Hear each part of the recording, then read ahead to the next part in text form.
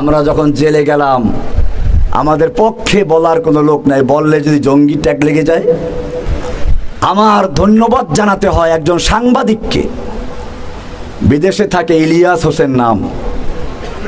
আমার সাথে তার কোনো পরিচয় ছিল না, নাইও, জানি না, শুনি না, কিন্তু জেলখানায় বসে তার একটা বক্তব্য শুনলাম, মনটা ভরে গেল যে আমার পক্ষে বলার মতো একজন লোক পাওয়া গেছে।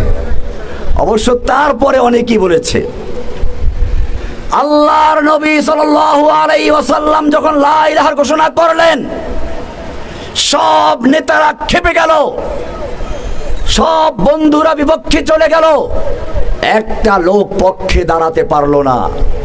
আল্লাহর নবী মনক্ষুণ্ণ হয়ে ঘরে চলে গেলেন। আল্লাহ তাআলা দেখতে পাচ্ছেন কিনা, সান্ত্বনা দিয়েছেন কিনা? তাব্বাত ইয়াদা আবি লাহাবিন ওয়া তাব্বা। আমার ভাইয়েরা, শুধু এখানেই নয়, আপনাকে মনে রাখতে হবে, এই কাজ করতে গেলে, আল্লাহর নবীর সুন্নাহ মানতে গেলে, আপনি পাতলা ফিনফিনে জামা গায়ে দিয়ে আতর গোলাপ পরে বসে থাকতে পারেন, আর মনে মনে ভাবলেন আমাদের হুজুর তো জেলখানায় যায় না, ওরা আমাদের হুজুরের বদদোয়ায় জেল চলে গেছে।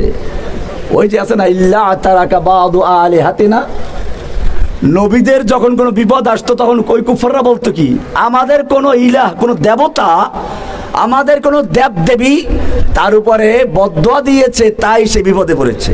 ইল্লা তারাকা বাদু, জেনে রাখো তোমার আমার চেয়ে আল্লাহর নবীর চেহারা অনেক সুন্দর ছিল, তোমার আমার চেয়ে আল্লাহর নবীর ইবাদত বেশি ছিল, তোমার আমার চেয়ে আল্লাহর নবী আল্লাহর কাছে অনেক প্রিয় ছিল।